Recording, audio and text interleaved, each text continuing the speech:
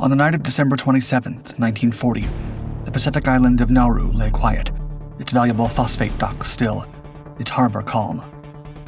A lone ship approached, her hull painted in Soviet colors and a red ensign rippling above the deck. To those watching from the shore, it was just another merchant vessel passing through. Without warning, the first shell crashed across the water, then another. Within moments, explosions ripped into the shoreline. Fire tore through the loading facilities, twisting metal and shattering conveyor belts. Merchant crews ran for cover, alarms ringing too late to stop what was coming. From the bridge, Kapitän See Robert Eyssen from the Kriegsmarine watched as his deception unraveled. The red flag above them meant nothing now. This wasn't a Soviet vessel. She was Komet, the only German warship ever to reach the Pacific. And she did so through waters the Allies never thought to guard. The Arctic route. When World War II erupted across Europe in the late summer of 1939, German armies surged forward on land, unstoppable in their advance. But at sea, the outnumbered and outmatched Kriegsmarine faced its greatest challenge yet. Grand Admiral Erich Raeder, Commander-in-Chief, understood that the Royal Navy controlled vital trade routes, cutting off Germany from global resources. Knowing that a surface fleet battle would be a catastrophic mistake, Raeder had another strategy: commerce raiding.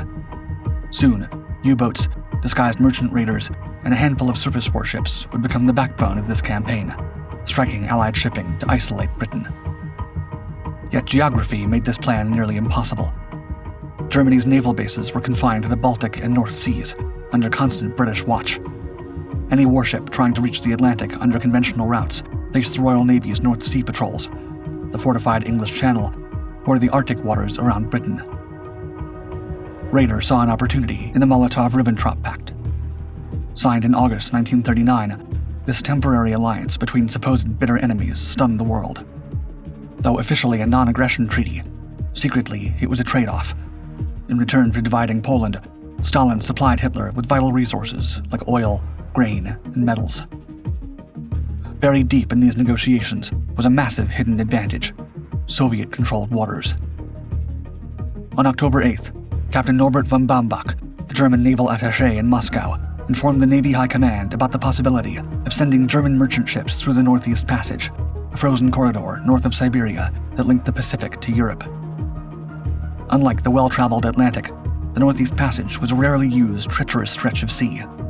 Even in summer, thick ice and brutal sub-zero temperatures made navigation nearly impossible without specialized Soviet icebreakers. The brave few who attempted it risked sudden freezing storms, unpredictable currents, and being trapped in solid ice for months. But if it worked, the Kriegsmarine would gain a hidden highway to the Pacific, bypassing British patrols entirely. An unlikely alliance. The following month, quiet discussions between Moscow and Berlin began. A cautious Baumbach tested the waters first, feeling out the Soviet Navy's position before deciding whether to escalate the request to the Foreign Office. In early January 1940, the Germans presented the Soviets with a list of merchant and auxiliary ships they wanted to transit through the ice passage. Stalin, though willing to cooperate, was careful. With the ongoing Soviet-Finnish War, and Britain and France already backing the latter, if word of the operation leaked, it could push them into open conflict with the USSR. The more ships passed through, the more attention they would draw. To maintain deniability, the Soviet government approved only a single ship to pass through their frozen waters, all at a steep price of 950,000 rubles in exchange for Russian icebreaker escorts and navigational support. With the route secured, the Kriegsmarine identified one warship that might attempt the voyage: Komet, an auxiliary cruiser disguised as a merchant vessel. Launched in 1937, Komet began life as a simple 3,287-ton freighter named Ems, meant for commercial trade. As such, she was neither fast nor heavily armed. But when she was handpicked by the Kriegsmarine to break through the Arctic ice, she underwent a radical transformation. At a secretive dockyard, her civilian profile was stripped away when she was fitted with 6 5.9-inch naval guns, 1 3-inch anti-aircraft gun, and torpedo tubes, all hidden behind false hull sections.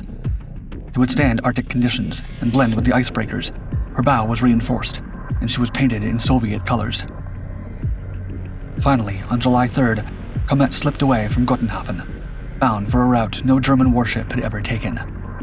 The ship was led by Kapitän See Robert Eyssen, a seasoned officer with years in the Imperial German Navy and later the Kriegsmarine, who knew this mission relied not on firepower, but on deception and endurance of the elements. After refueling in Bergen, the ship assumed her new identity. On July 12th, it sailed along the Norwegian coast, disguised as the Soviet icebreaker Semyon Dezhnev, which was conducting a routine Arctic patrol. A bright red ensign flew from her mast. Inside, the 270 crew members, most of whom had never been to that part of the globe before, proceeded along the Barents Sea. With tensions rising between the two nations, Baumbach deliberately did not confirm arrangements with the Russians to deny them the chance to cancel the operation.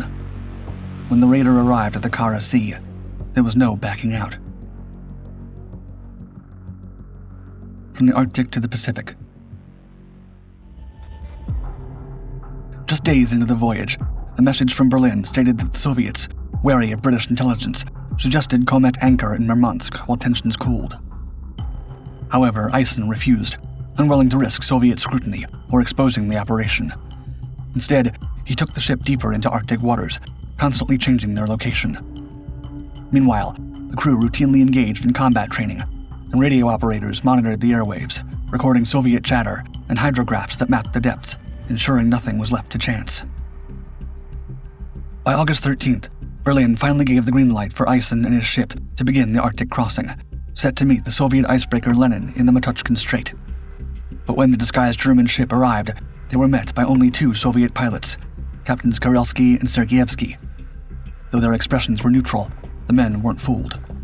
This was no Soviet merchant ship. The crew were too disciplined, the equipment too deliberate.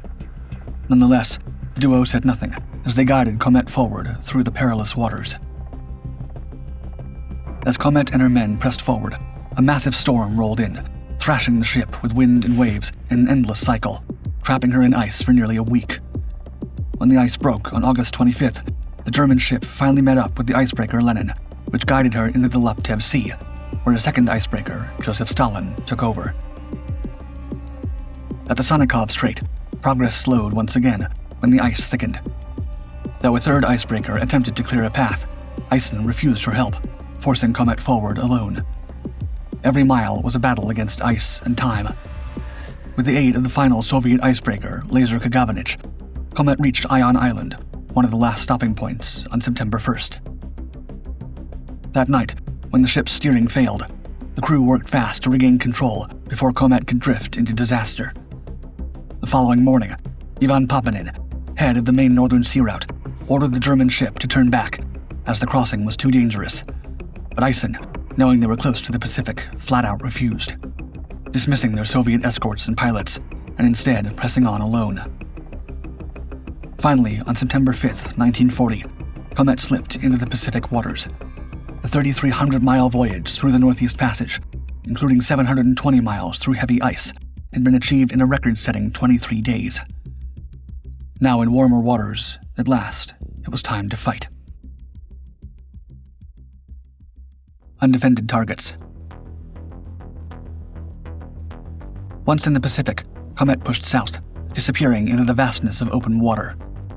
In mid-October, Eyssen rendezvoused with the raider Orion and the supply ship Kalmarland off the Japanese-held island of La Motrique. The three captains met in secret, with Eyssen at the helm, laying out their target, the Allied shipping lanes between New Zealand and Panama, all rich with targets. To move undetected, false identities were painted onto their hulls. Komet became the Manyo Maru, Kalmarland the Tokyo Maru, and Orion the Mayabashi Maru. To complete the deceit, the crews drilled in deception. Radio operators mimicked Japanese transmissions, and every move was calculated to blend into merchant traffic. By late November, after refueling and restocking supplies, the raiders finally struck together on November 25th, when Komet, Orion, and Kalmarland sank the coaster Homewood. Only 2 days later, 300 miles east of New Zealand, they intercepted the passenger liner Rangitain, stripping her of her valuable cargo before sending it to the bottom. Though Eyssen should have felt triumphant, instead, after more than 140 days at sea, he was restless. In early December, Komet and Orion casually ran into the phosphate-rich island of Nauru. The area, despite being far from the battlefields of Europe, was vital to the Allied war effort, as its vast deposits fed wartime industries. While aware of this, Kapitän See Robert Eyssen came up with one single goal: shut Nauru down. As night fell on December 6th, the two raiders moved in. No warships guarded the harbor, and no alarms had been raised. Freighters sat at anchor, waiting to load cargo. Eyssen struck without warning, sending gunfire tearing through the darkness and lighting up merchant ships as shells ripped through their hulls. Over the next 2 days, Triona, Vinian, Komata, Triatic, and Triester, one by one, were hunted down and reduced to smoldering wrecks. As Komet hauled survivors aboard, before they let them go, Captain Eyssen gave them a final warning. If they resumed mining, Komet would unleash her fury, this time targeting more than just Allied vessels. Second time's the charm. After the first raid on Nauru, worsening weather on December 15th forced the Germans to abandon a second attack. The raiders then split, and only Komet remained in the South Pacific, still hunting. Eyssen's threat worked for a while. For weeks, no vessel dared approach the island of Nauru, and nobody worked on the island. But amidst the pressures of war, silence never lasts, and soon, mining continued. When a plan to mine Rabaul's harbor failed due to an engine breakdown on Meteorite, the captain adjusted course. If he couldn't disrupt supply lines from the sea, he would prepare for a direct assault on Nauru's phosphate infrastructure. On December 27, 1940, Komet sent a warning to the island and announced that the attack was about to begin. Then, the still concealed vessel opened fire. Within moments, shells crashed into the loading plant, ripping through conveyor belts and machinery. Oil tanks burst, sending fire rolling across the shore. Small boats moored at the docks shook under the impact, their remains scattered in the waves, while buildings collapsed, storage tanks crumpled, and mooring buoys snapped free, drifting toward the ocean.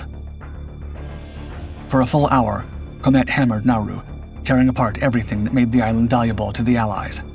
The attack was precise and methodical, causing the loss of 13,000 tons of oil. Following this attack, she sailed to the south, and the vessel's radio operators quickly broadcast news of the attack to Australia. From there, Komet disappeared into the vast Pacific and headed toward her next destination. The German raids on Nauru were the greatest success achieved by German raiders in the Pacific Ocean in World War II. The Australian and New Zealand economies were significantly affected. It would take 10 weeks to restore phosphate shipments. The attack even disrupted phosphate exports to Japan, straining relations as Tokyo threatened to cut support for Germany. Moving on. With Nauru in flames, Komet was ordered south into the Indian Ocean to hunt for Allied whalers. Weeks turned to months, but the search came up empty. On February 16, 1941, Eyssen reached the shores of Antarctica before setting a course for the Kerguelen Islands. Frustrated, Eyssen steered east, aiming for the Panama Canal, where the Pan-American Security Zone was open for attack. After resupplying in mid-July, Komet took on a new disguise, masquerading as the Japanese freighter Ryokumaru. The shift paid off when, on August 14th, off the Galapagos Islands, Komet intercepted and sank the British freighter Australand. 3 days later, Eyssen and his men captured the Dutch cargo ship Cotton-Noan, loaded with 2,000 tons of tin and manganese. Their streak concluded on August 19th, when the freighter Devon was hunted down and sunk. By late September, Eyssen knew their time in the Pacific was running out. With Allied warships closing in, Komet slipped toward New Zealand. The raider made a final rendezvous with Atlantis, offloading prisoners and cargo before receiving new orders. It was time to go home. On November 30th, 1941, after 515 days at sea, Komet evaded the British blockade and arrived at Hamburg. By then, Germany and the Soviet Union were at war. Eyssen later received the Knight's Cross for his successful command of the raider. From there, the record-breaking German vessel began a massive refit for her next patrol. Because the Molotov-Ribbentrop Pact was dissolved, German hopes for a strategic route to Asia were never realized. Komet remained the only German ship escorted through the ice passage during the war.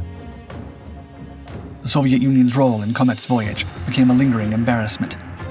In August 1941, just weeks after Germany invaded the USSR, Soviet Rear Admiral Kharlamov, stationed in London, denied Moscow had helped a German raider reach the Pacific. In a statement to British naval officials, he insisted there was, quote, no foundation for the assertion. But the truth was already slipping out. In May, months before Kharlamov's statement, the Royal Navy captured a German sailor who knew about Komet's Arctic crossing. Though the British dismissed it as just another prisoner's story, by mid-1943, an intelligence report confirmed that Komet had in fact slipped through Soviet waters with Stalin's blessing. And yet, for the sake of fracturing the already risky Grand Alliance, the Admiralty turned a blind eye, and the voyage of the Arctic crossing was buried beneath larger battles.